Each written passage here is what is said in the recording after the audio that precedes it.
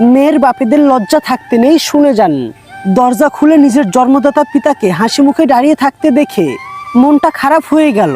মলিন মুখে বললাম, বাবা তুমি এখানে, ভিতরে এসো। বাবা ভিতরে এলো। ভিতরে যাওয়ার পরে আমার দিকে একটা বক্স এগিয়ে দিল। এই নে তোর পছন্দের গুড়ের পায়েস এনেছি। কিছুটা অবাক হয়ে বললাম, তুমি এই পায়েস দেওয়ার জন্য 60 কিলোমিটার রাস্তা পাড়ি দিয়ে চলে এসেছো? বাবা হেসে বলল, তোর মা রান্না করেছে, তোকে না দিয়ে কি করে খাই বল। তাই নিয়ে চলে আসলাম। রুম থেকে ড্রয়িং রুমের দিকে আসতে আসতে শাশুড়ি মা বলল, বৌমা কে এসেছে? বাবা আমার শাশুড়িকে দেখেই বলল, কেমন আছেন বিয়ান সাহেব? শাশুড়ি বাবার কথায় কোনো উত্তর না দিয়ে আবারও রুমের দিকে চলে গেল। বাবা আসলে আমার শ্বশুর বাড়ির লোকজন খুশি হবার চেয়ে কষ্টই পায় বেশি, বিরক্ত হয়। হুটহাট করেই যদি মেয়ের শ্বশুর বাড়িতে চলে আসে তাহলে বিরক্ত হবে তো, এটাই স্বাভাবিক। অথচ আমার অবুঝ বাবা সেইটা বুঝে না। কয়েকদিন যেতে না যেতেই আবার কিছু না কিছু একটা নিয়ে হাজির হয়ে যাবে।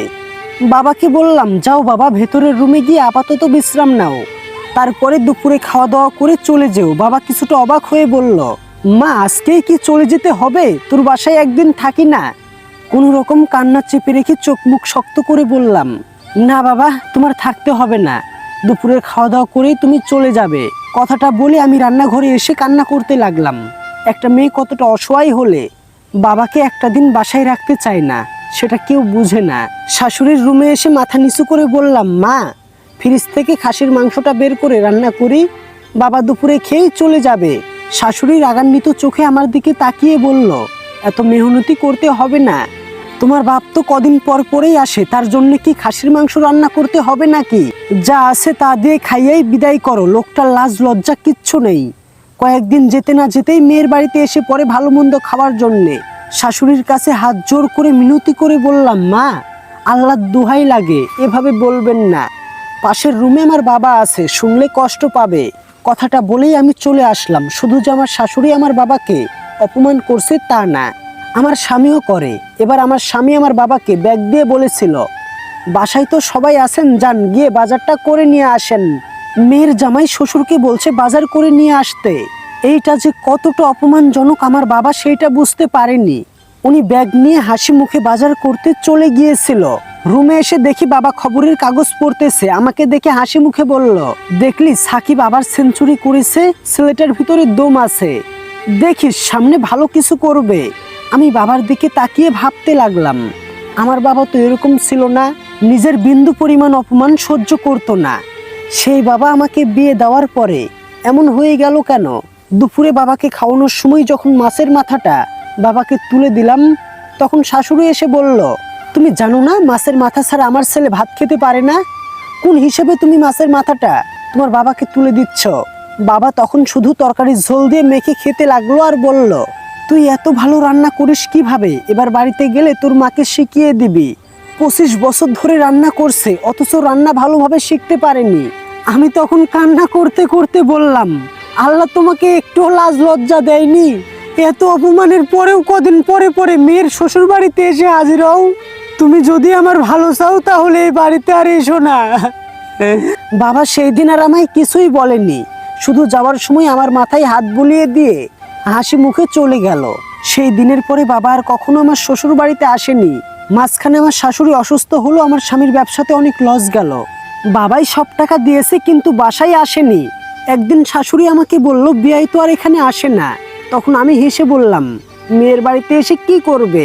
মেয়ে তো তাকে একবেলা মাছের মাথা দিয়ে খাওয়াতে পারতো না, মাছের ঝোল দিয়েই তাকে ভাত খেয়ে চলে যেতে হতো, তাই হয়তো আসে না। স্বামী এবার বলল, বাবাকে বলো না একবার বাসায় আসতে। আমি স্বামীর চোখের দিকে তাকিয়ে বললাম, কেন?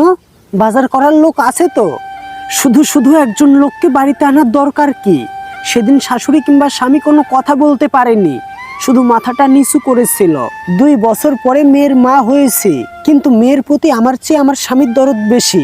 মেয়ে রাতে যতক্ষণ চেতন থাকে বাবা ততক্ষণ তাকে নিয়ে হাঁটাহাঁটি করে।